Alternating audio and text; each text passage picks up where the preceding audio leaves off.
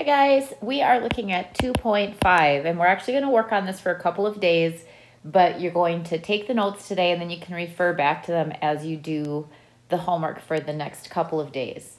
So you might want to check back if you don't know what some of the terms are, if you want to look at some examples.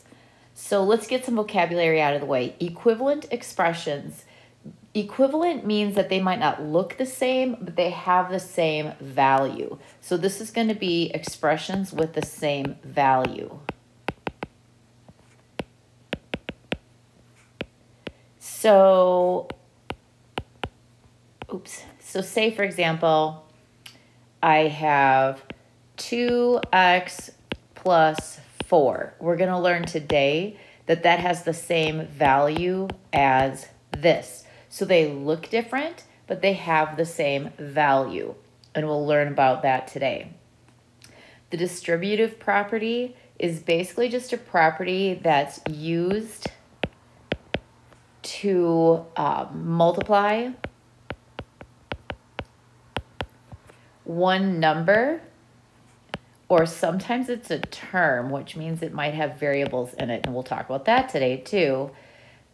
By a sum, meaning there's addition, or a difference, meaning there's subtraction. Now keep in mind, if you're feeling like it's a lot to write, the finished product of this and the filled in notes is always on Schoology for you guys to look at too.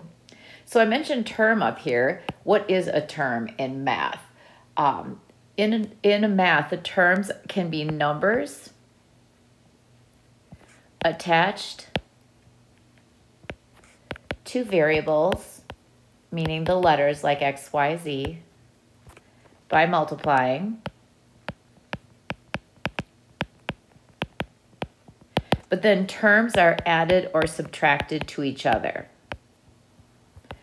So let me say, for example, if I had 3x squared plus 2x plus 7, then this would be one term, 3x squared.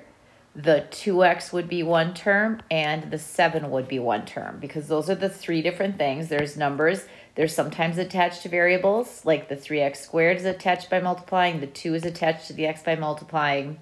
The 7's kind of on its own, and then they are added or subtracted to each other. The coefficient is going to be the number part. So that's going to be the number part of a term.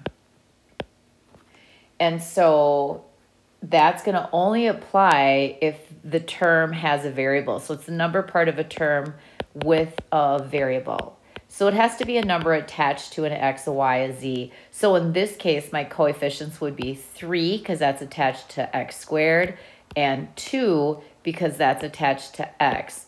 7 is not considered a coefficient. It's considered a constant term. I always think of it as it's constantly 7. It doesn't vary. So that's going to be just a number alone that has no variable. It's because it's going to constantly be that number. So in my example, 7 would be a constant up here because it's not attached to a variable. Then like terms, those are the ones that you can add and subtract together. Or you might have heard the word combine. You can combine them because they go together, but it means that they have the same variable part. Now it has to be identical. So for example, if I go 3x squared and I have a 2x and I have a negative 5x squared and I have a 7x and I have an 11, the ones that are alike, this 3x squared and this negative 5x squared are alike because they both have x squared. Whereas this 2x and this 7x are alike because they both have plain x's.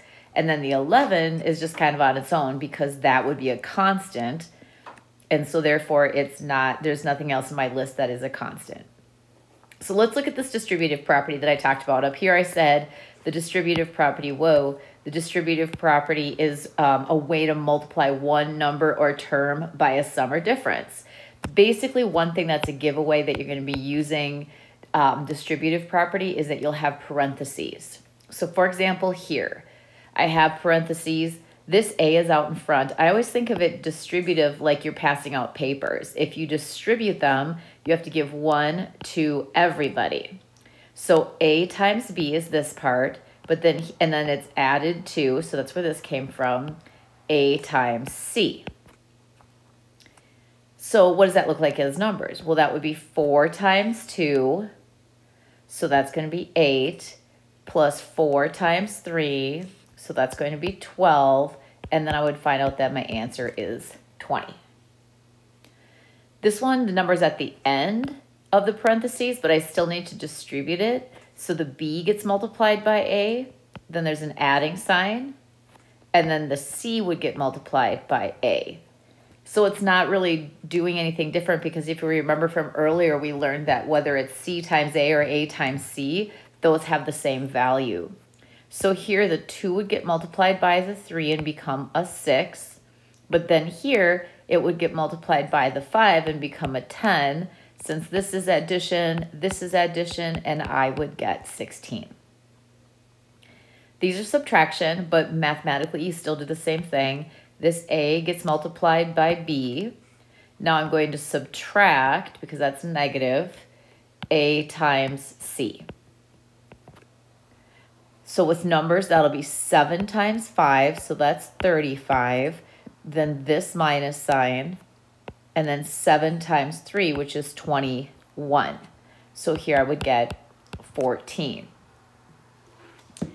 All right, so in this last example, I'm still just distributing whatever's on the outside so that B gets multiplied by A. Now I have a subtraction sign, and then the C gets multiplied by A. So you're just passing whatever's on the outside out to everybody else. So here I'm going to have my 9 times 6 giving me 54, and then my 9 times 4 giving me 36. So when I subtract those, I get 18. All right, so this is going to be a little bit of practice. It says be sure to distribute the factor outside of the parentheses to all of the numbers. That's a mistake that I see a lot at the high school level.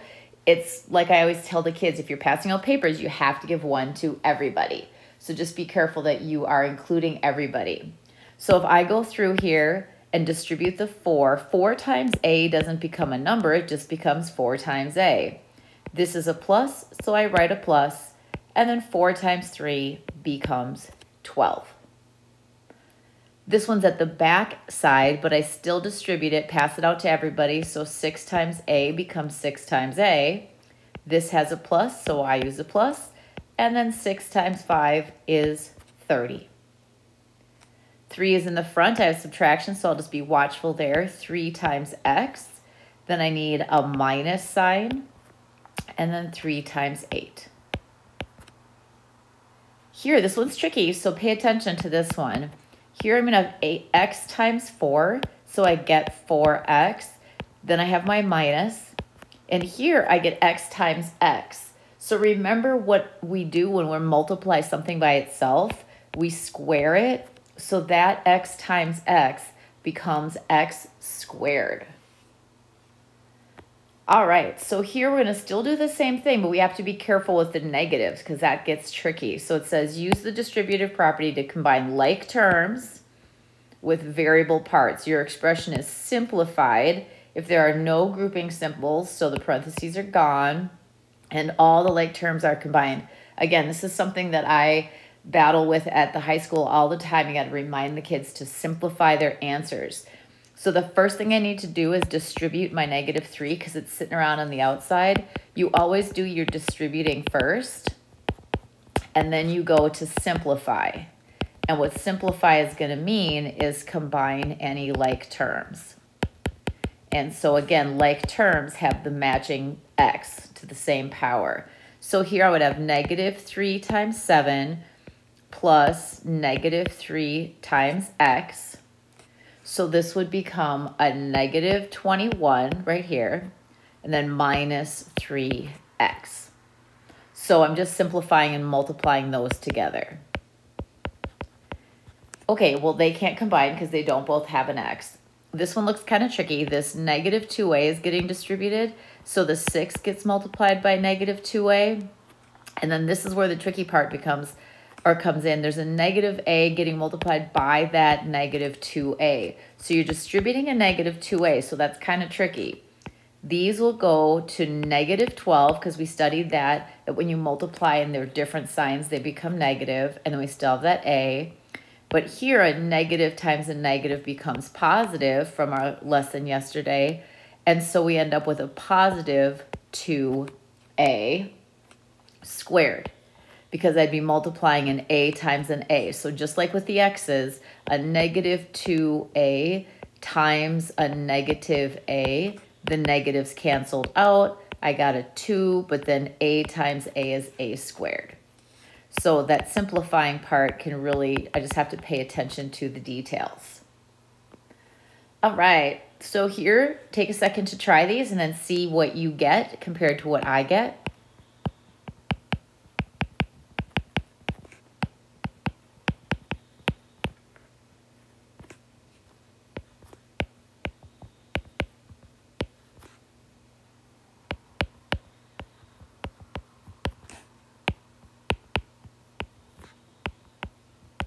So the first one's pretty straightforward. 5 times n and then 5 times 4 becomes 5n plus 20. This one's kind of tricky. I take negative a times 3, then negative a times a positive a. When you write letters and numbers together, the numbers go in front. So this product becomes negative 3a. Here, because I have a negative a times a positive, it stays negative. And because I have a times a, it becomes a squared. So that one's a little bit tricky. Okay, so that is the distributive property. The other thing we're going to want to do is be able to identify different parts of the expression. We talked about terms, like terms, coefficients, the constant. So the coefficients, remember, that's the number part that's with the variable. The constant is the number part that has no variables. So kind of look back at your notes. Think about what these terms mean. These will come up all through high school, so you want to get good at these. All right. So here, if I take a look at these, it says write the expression as a sum. Okay. So I have 2x, and then I have this. Well, I'm adding a negative 5. Then I have this term, so I'm adding an 8x. And then again, this is a negative 3, so I'm adding a negative 3. Then my terms are going to be each of the pieces that are added together. So this, this, this, and this. So 2x is one of my terms, negative 5 is a term, 8x is a term, and negative 3 is a term. Which ones are alike, keeping in mind that that means they have the same variable part. Then I would look in here and say, all right, well, 2x goes with 8x. And then another pair that's alike would be negative 5, which is just a plain number, and negative 3. That would be another pair of like terms. How about coefficients? Well, those are the number parts that have a variable. So if I look, if I look back up here, that would be the 2, which is attached to an x, and the 8, which is attached to an x. I'm just listing the coefficients. Constant, okay, well, those are going to be, again, the number parts with no variable. They're just regular old numbers. So that would be my negative 5 and my negative 3. So we're just learning all the parts and what their names are. So here we're going to identify the terms, the like terms, the coefficients, and the constants. All right, let's go ahead and do that one at a time. First, let's rewrite it as all adding. So 10 plus 3a. Then we have to write this as plus -4, and plus -6a. That way we can identify the terms by looking at which things are added to each other. So my terms will be each of the things that are added together: a 10, a 3a, a -4, and a -6a. All right, which of those terms are considered like terms? Which ones partner up because they have the same variable combination? Well, I would say 10 will go with -4 because those are both constants. And then I would say that 3a and -6a are like terms because they both have an a with them. All right, then they wanted me to list coefficients. So think about what that means, or look back and see. Coefficients are going to be the numbers that are attached to variables. So that is going to be 3 because that's attached to an a, -6 because that's attached to an a. And the last thing I'm supposed to find are my constants. And so those are the numbers that are just plain old numbers. So in this case, that would be my 10 and my -4. So once I decide the terms, then I can figure out which ones of those are like terms, which of those have coefficients, which of those are constants, and I just kind of learn those terms, vocabulary terms. All right, I'm going to rewrite this as a sum. So I'm going to add the -11. I'm going to add a -4y. I'm going to add a -1. So then I'm going to make my life easy, and I'm going to go right down the list. I'm going to find my terms. I'm going to figure out which ones are like terms. I'm going to figure out which ones are coefficients. So those are the numbers attached to letters, and which ones are constants, which are just plain old letters. So my terms will be the pieces added together: 7y, -11, -4y, and -1. Awesome. Which ones are alike? Well, I have a 7y, which is like a -4y because they have the same letter or variable part. Then I have a -11 and -1 because they both have just numbers. Coefficients are going to be the numbers that are attached to variables. So that would be my 7 and also my -4. And then my constants are going to be the numbers that are just straight up numbers. And so that would be my -11 and my -1. So we want to kind of learn these words and what they mean and be able to find those things in the problem. And that, my friends, is the grand finale. So you are going to be doing some homework out of the book for this one because the IXL problems were kind of confusing. And so we're going to be looking in 2.5. I honestly can't remember off the top of my head what page it was on. So let me see if I can find that real quickly. It looks like it's page 99. Look at us rolling. How do we get to page 100 almost already? Okay, so we're going to do question 1, question 2, 5 through 27, you're only going to do the odds, and then number 65. And then keep in mind, a lot of people are forgetting that that means when you're done, you want to open up the assignment check. You should already have the work done. You should already have your problems numbered. You should already have your answers boxed in. And then when you open up the assignment check, you can just add the 10 answers that it asks for. So go give that a shot. This is going to be day 1. So you'll see an assignment check for 2.5 day 1.